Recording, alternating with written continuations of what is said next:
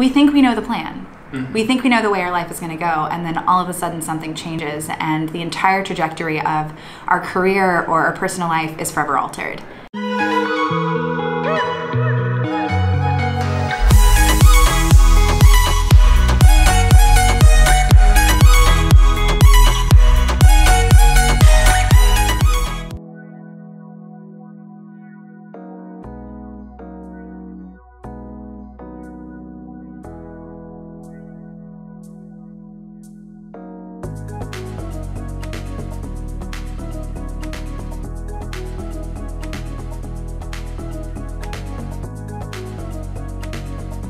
I want to do a GIF and stuff this morning though, but let's kind of kick it off. Let me look at what today is though. Did you like that beatdown section too? I just had so much fun with us. I don't even know what you're talking. You're speaking. You've become a filmmaker. Somewhere along the lines, Kent became an actual, like, not a vlogger, a filmmaker, and now is using phrases that I'm gonna have to Google. Good morning. It is not actually a super crazy day in the sense that you guys are used to.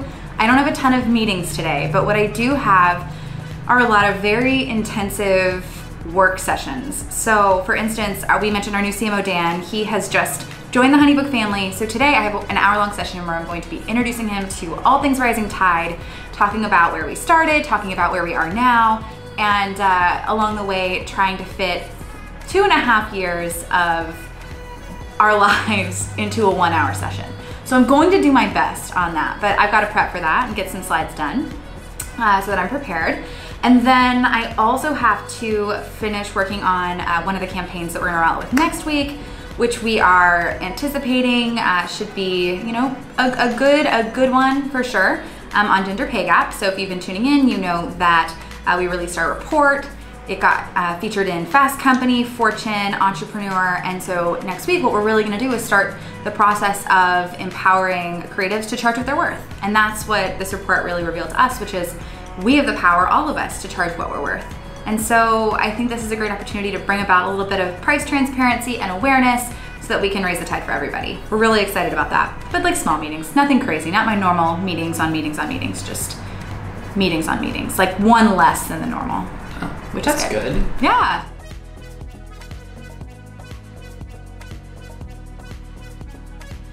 You know what I just remembered? What?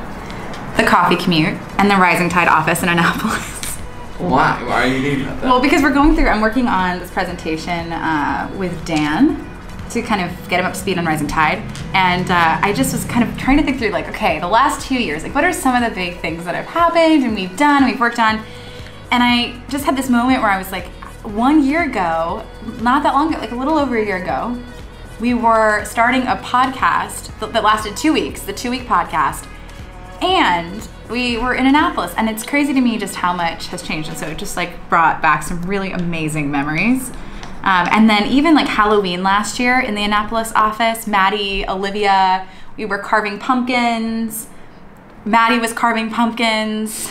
And it was so much fun. It's just crazy how much has changed in a year and how unexpected sometimes that journey is, where you think you know where your life is going, and suddenly everything changes and you have this opportunity where you can either be fearful and stay the same and keep doing the same thing you've been doing, or you can step outside of your comfort zone and say, you know what, I'm gonna take a risk here. I'm gonna do something, you know, different. I'm gonna expand what, you know, my skill set or, you know, grow and evolve. And I feel like the last 2 years for so many people in this community has been that, whether they're a Rising Tide leader and they thought, okay, maybe I'll start a chapter, or for myself where I thought, I'm gonna be a wedding photographer forever. And look how much has changed in 2.5 years. So I don't know, it just brings back a lot of memories, for sure. A lot of memories. Really good. Really interesting. Memories. I thought I'd be at college right now. Yeah. I wonder that's like for everyone. I think that's just part of living and growing up, and it's just identifying, you know, like we think we know the plan. We think we know the way our life is going to go, and then all of a sudden something changes and the entire trajectory of our career or our personal life is forever altered. And we have an opportunity in that moment to embrace it and to run forward, you know, courageously and with trust, with audacity, or to hang on to things in nostalgia in a way that holds us back, or to shrink under pressure or fear. And I think that this community is remarkable in the sense that creative entrepreneurs and small business owners, they are courageous just by the sheer fact of deciding to do something really outside of their comfort zone and outside of the norm for so many.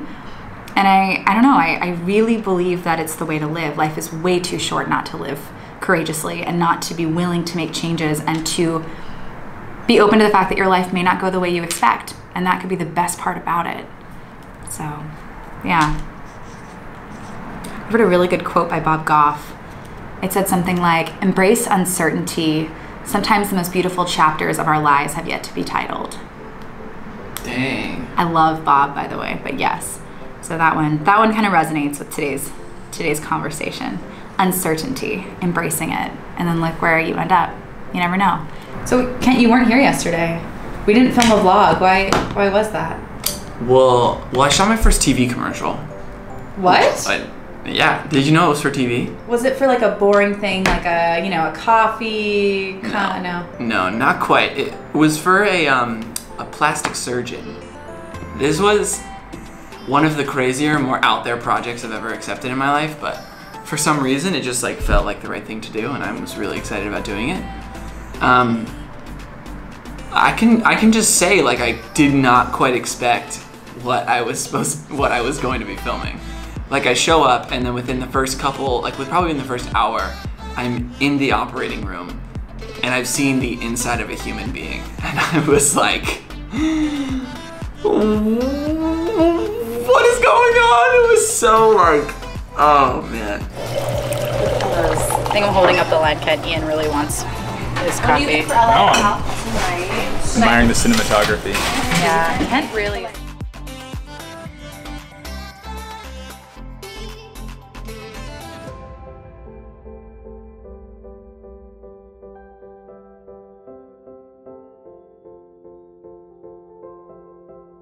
We don't have any one candles, so I have the 2 candle. We can figure it out from there. We have a 3. We could Dude, cut it in half. Cut it in half.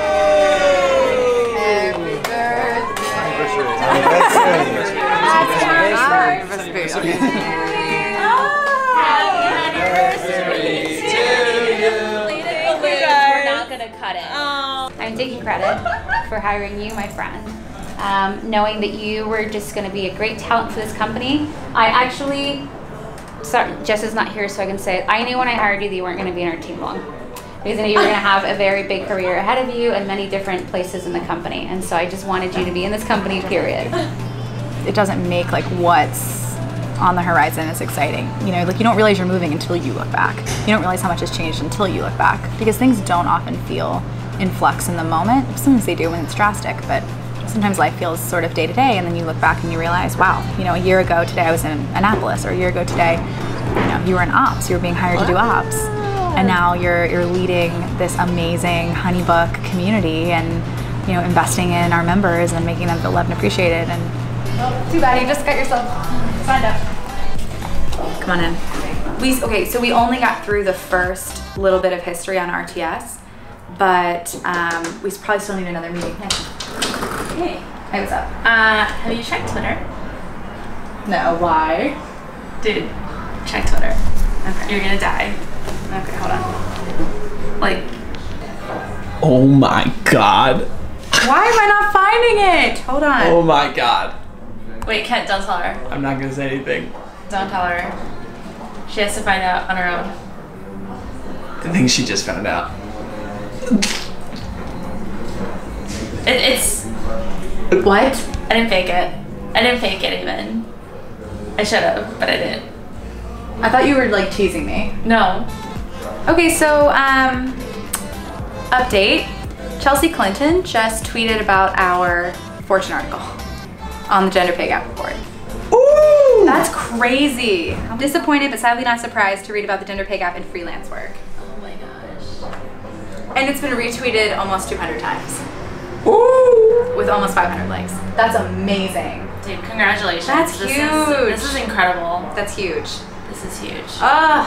To give a little context, we have been working with a PR firm now for a couple of weeks, and when we started to analyze data across the board and discovered some of the findings that were in their report, they immediately thought, okay, wait, this would be something that they wanted to run with and to pitch to reporters. So once we finalized the report, they did their thing and reached out to their contacts. And so yesterday, which you guys didn't get to see on the vlog because somebody was in an operating room, we kind of had this amazing morning where Shadia presented to the company the report, and we talked a little bit about what this really means and how this is kind of a conversation we need to have about people charging with their worth. That's basically what the finding was, is that across the board, men and women are not making as much money as I think they even think they are for the amount of hours they're putting in.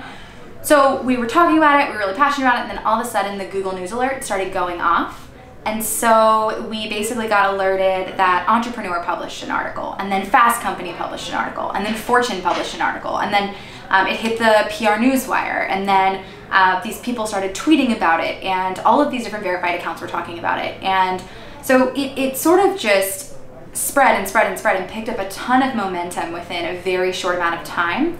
And that was a first for not only myself to experience being in this environment and not having a lot of PR experience in the past, but also I think for the company as a young startup to actually see publications talking about the work we're doing and about something that we care a lot about, which is creative entrepreneurs making money, you know, and charging with their worth and getting paid with their worth. And, you know, our heart and our mission is always to raise the tide for the creative economy and to empower people to live a life built on passion and built on purpose. And so to be recognized and referenced in the context of something we care about was really special.